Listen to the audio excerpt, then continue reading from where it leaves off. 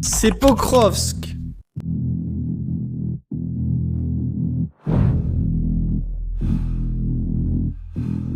La Russie a mis 1 an et demi pour arriver ici, avec plus de 100 000 soldats. Et, lorsqu'il a finalement pris la ville, en février 2026, Poutine avait toutes les raisons de célébrer.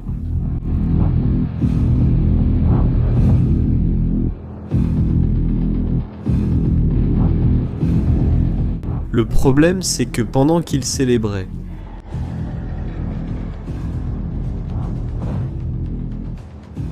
l'Ukraine avait déjà préparé le prochain piège, et la Russie est tombée dans le premier, sans s'en rendre compte. Commençons par le contexte, pas par le début de la guerre, mais par le moment où Pokrovsk est devenu le centre de tout.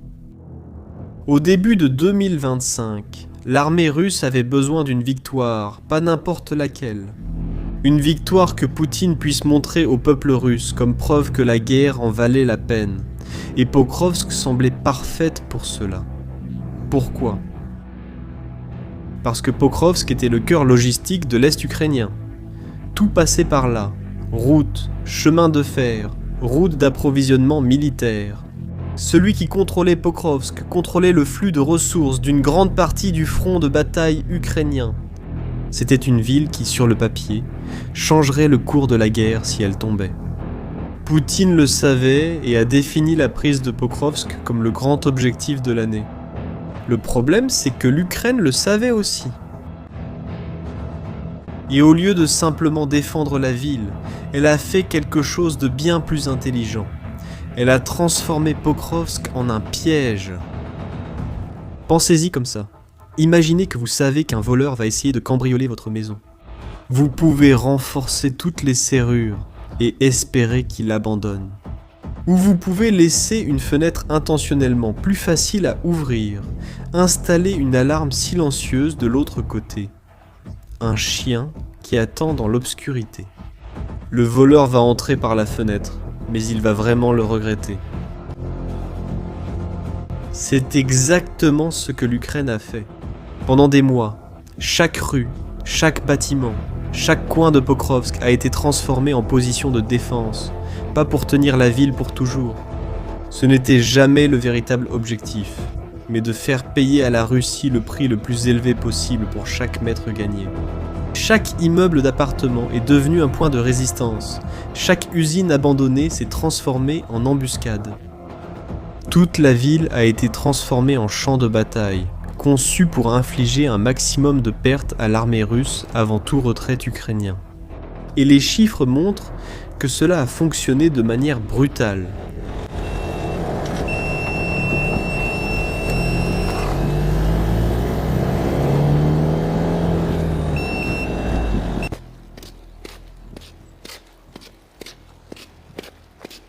Entre janvier et octobre 2025, les principales formations de l'armée russe, responsables de l'avancée sur Pokrovsk, ont perdu environ 104 000 hommes, dont au moins 47 000 tués.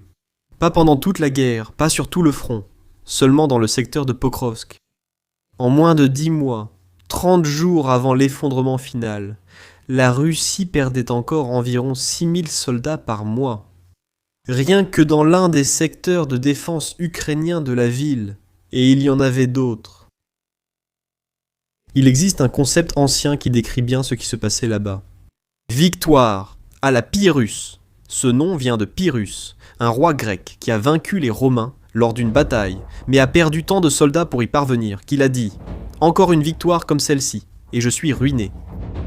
Vous pouvez même gagner, mais le prix à payer a été si élevé que la victoire devient presque indiscernable de la défaite. C'est exactement ce qui s'est passé à Pokrovsk. La Russie payait le prix du sang pour une victoire qui avait été soigneusement préparée pour ne rien valoir une fois obtenue. Mais le piège avait une seconde partie, et c'est cette seconde partie que la Russie n'attendait absolument pas. Pendant que l'armée russe saignait à l'est, quelque chose d'inquiétant se passait de l'autre côté de la carte. Dans la région de Zaporijia, une région du sud de l'Ukraine, à environ 400 km de Pokrovsk, les forces russes avançaient. Et, contrairement à l'Est, où chaque ville était remplie de défenses construites au fil des années, la route par le sud était relativement ouverte. La raison était simple, l'attention ukrainienne était concentrée sur Pokrovsk, les ressources étaient à l'Est, et la Russie profitait de ce moment pour pousser vers l'une des villes les plus importantes de toute l'Ukraine. Zaporijia, une ville de 700 000 habitants, et siège de la plus grande centrale nucléaire d'Europe. Tout au long de 2025, les forces russes ont progressé en direction de Uliaipol, une petite ville à l'est de la région, qui servait de point d'appui logistique pour les Ukrainiens. En janvier 2026, Uliaipol était pratiquement tombée. La route vers l'ouest était dangereusement ouverte. Si la Russie continuait d'avancer, elle pourrait éventuellement mettre la ville de Zaporijia à portée de l'artillerie et des drones. Et la centrale nucléaire, occupée par les Russes depuis 2022 et utilisée à plusieurs reprises comme moyen de pression dans les négociations internationales, serait encore plus isolée. À ce moment-là, le commandement ukrainien a pris une décision qui, au premier abord, semblait inexplicable. Il a retiré l'un de ses régiments d'élite de Pokrovsk. Ce régiment faisait partie des dernières unités défendant la ville, au nord. Le retirer signifiait ouvrir la voie à l'avancée russe.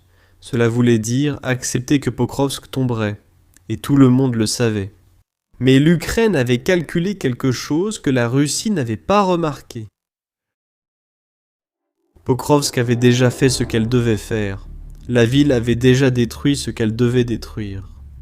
L'armée russe à l'est était épuisée, fragmentée, et loin d'être en état d'attaquer les prochaines grandes villes de la ligne de défense ukrainienne.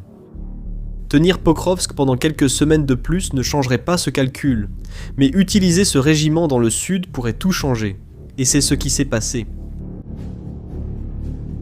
Au début du mois de février 2026, l'Ukraine a lancé une attaque dans le sud. Les forces parachutistes et les brigades d'assaut ont uni leurs efforts dans une opération qui a complètement pris les forces russes à Zaporijia par surprise. Mais, au final, comment une armée avec un avantage numérique de 5 soldats pour chaque Ukrainien dans la région a-t-elle pu être prise ainsi ?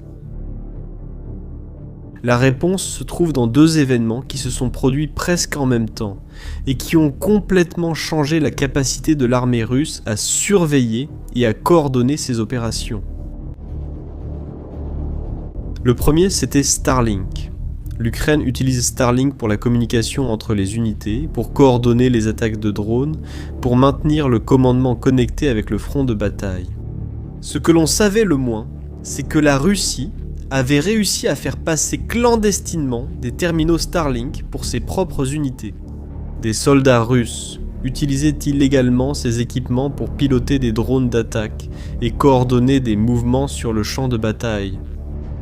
En février 2026, l'Ukraine a informé l'entreprise de l'utilisation illégale. Les terminaux ont été bloqués à distance. Du jour au lendemain, la Russie a perdu une ressource qui était devenue une partie fondamentale de sa façon d'opérer sur le front de bataille. Mais le deuxième coup a été encore plus ironique, et il est venu du gouvernement russe lui-même.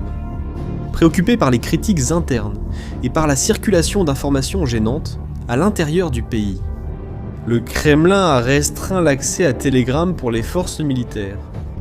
Le problème, c'est que Telegram était devenu le principal canal de communication sur le terrain pour de nombreuses unités russes. Au front, les soldats utilisaient l'application pour recevoir des ordres, envoyer des rapports, avertir des mouvements ennemis. Avec le blocage, des parties entières de l'armée russe se sont retrouvées sans communication fonctionnelle. Pense à ce que cela signifie en pratique. En même temps, la Russie a perdu son internet par satellite et son principal système de messagerie de terrain. C'est comme essayer de coordonner une opération militaire complexe sans téléphone, sans radio et sans GPS. Un haut responsable de l'OTAN a décrit la situation de façon directe. La Russie s'est retrouvée dans un chaos de commandement et l'Ukraine savait exactement quand attaquer. Les résultats sont apparus rapidement. En quelques jours, les forces ukrainiennes ont traversé 2 rivières dans la région, des barrières naturelles que la Russie utilisait comme ligne de protection. Et elles ont commencé à repousser les forces russes, à travers des zones qu'il leur avait fallu des mois pour conquérir. Le commandant en chef des forces ukrainiennes a personnellement rendu visite aux troupes dans le sud le 16 février, quelques jours avant toute annonce publique. Le 20 février, le président Zelensky a confirmé que 300 km² avaient été libérés en une semaine, et que 8 villes et villages avaient été repris. Pour donner une idée de l'échelle, 300 km² correspondent à peu près à la taille de Paris intramuros. Tout cela a été récupéré en une semaine, dans une guerre où les 2 camps se battent normalement pour quelques hectares à la fois. Et les réactions à l'intérieur même de la Russie ont confirmé l'ampleur du choc. En Russie, il existe un groupe de chaînes en ligne, chacune avec des centaines de milliers d'abonnés, gérées par des personnes qui soutiennent la guerre et suivent de près le champ de bataille. Ils soutiennent Poutine, soutiennent l'invasion, mais critiquent souvent le commandement militaire russe, avec une franchise que les médias officiels ne permettraient jamais. Après l'avancée ukrainienne dans le sud, ces chaînes ont commencé à publier des récits de défaillances de communication, de problèmes de coordination et d'avancées ukrainiennes que le gouvernement russe tardait à reconnaître publiquement. Ce n'étaient pas des sources ukrainiennes qui disaient que la Russie avait échoué, c'étaient des Russes qui soutiennent la guerre et admettaient que leur propre armée avait été prise au dépourvu. Et, pendant que tout cela se passait sur le champ de bataille, quelque chose d'aussi important se déroulait aux tables de négociation en Europe. En janvier et février 2026, des représentants des États-Unis, de l'Ukraine et de la Russie se sont réunis 3 fois pour tenter de négocier une fin à la guerre. Aux Émirats arabes unis, puis en Suisse. À chaque tour, la Russie arrivait avec le même argument. Nous progressons sur le champ de bataille. L'Ukraine devait céder du territoire, et pendant que cet argument était avancé, l'armée ukrainienne était en train de le contredire en temps réel. 400 km plus au sud. La Russie est allée négocier avec une carte qui était déjà grillée, et elle ne l'a découvert qu'après la fin des réunions. Maintenant, pour comprendre ce qui va arriver, il faut connaître ce qui se trouve dans le nord de l'Ukraine orientale. Là-bas, il y a une bande d'environ 50 km, composée de 4 grandes villes. Avant la guerre, plus de 380 000 personnes vivant dans cette région. Aujourd'hui, c'est le plus grand obstacle que la Russie doit encore surmonter pour atteindre son objectif déclaré de contrôler tout l'est de l'Ukraine. Et l'Ukraine construit les défenses de cette région depuis 11 ans. Oui, 11 ans. Depuis 2014, lorsque ces mêmes villes ont été brièvement prises par des forces soutenues par la Russie puis reprises par les Ukrainiens ont investi de façon constante pour rendre cette région imprenable. Des bunkers souterrains, des tranchées interconnectées, des fossés pour arrêter les chars, des champs de mines, des réseaux de drones intégrés à l'environnement urbain. Tout cela dans des villes qui sont, chacune d'elles, plus grandes et plus complexes que Pokrovsk. Des chercheurs américains qui suivent le conflit ont estimé que la Russie aurait du mal à prendre toute cette bande de villes avant 2027 ou 2028. Et cela seulement si le soutien occidental à l'Ukraine se poursuivait. Pour avoir un point de repère, une ville plus petite, appelée Chassivyar, a résisté pendant plus de 20 mois. Les villes de cette région ont une population et une infrastructure de défense incomparablement plus importantes. Ce que la Russie a réussi en prenant Pokrovsk, c'est essentiellement d'atteindre le point de départ pour affronter ce système de défense. Avec une armée qui vient de perdre plus de 100 000 hommes en essayant d'arriver jusque-là, c'est comme un coureur qui a épuisé toutes ses forces pour atteindre le départ d'un marathon. Et plus au sud, la situation est similaire. Les positions que la Russie avait conquises pendant des mois à Zaporijia et qui devaient servir de point de départ pour une future avancée vers la ville de Zaporijia et vers la centrale nucléaire. Elles ont été partiellement détruites par la contre-offensive ukrainienne. L'armée russe devra reconquérir ce qu'elle vient de perdre avant de pouvoir attaquer à partir de l'endroit qu'elle avait prévu. L'Ukraine, de son côté, utilise le temps gagné pour faire exactement ce qu'elle a fait à Pokrovsk, transformer le territoire repris en zone de défense en profondeur. Des positions stratégiques sont prises pour l'artillerie et les drones. Les rives des rivières reconquises sont en cours de préparation. Le modèle est le même. Créer un système qui oblige l'attaquant à payer un prix disproportionné pour chaque mètre gagné.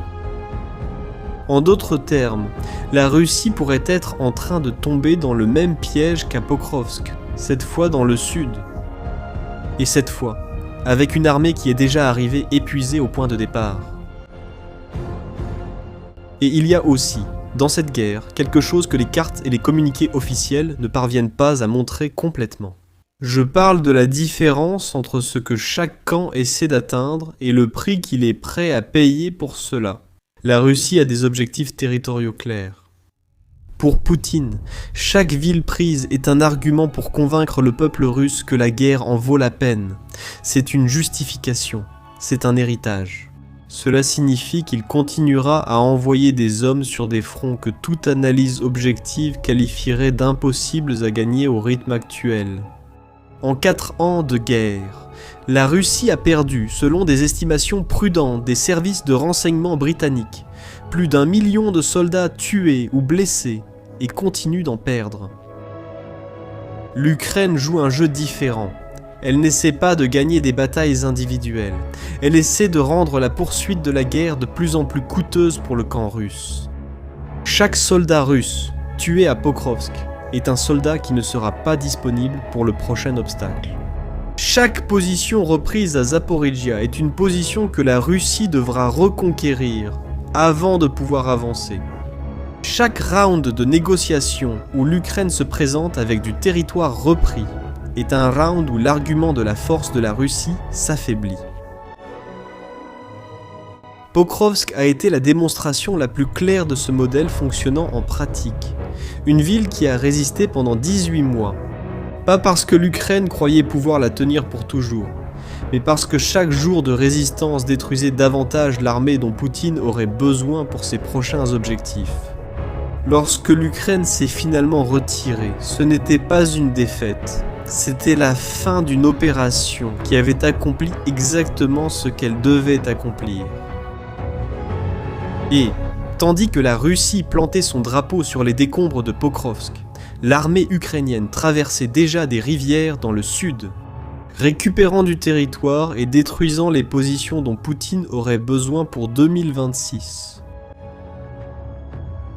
La Russie a payé un prix exorbitant pour un piège, et si elle continue ainsi, la Russie se dirige probablement vers le prochain.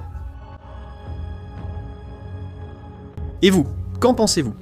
Cette stratégie de l'Ukraine vous paraît-elle efficace? Donnez votre avis en commentaire. Si cette vidéo vous a permis de voir cette guerre sous un autre angle, partagez-la avec quelqu'un qui suit également le conflit. Et si vous n'êtes pas encore abonné à la chaîne, c'est ici que nous expliquons ce qui se cache derrière les gros titres. À la prochaine.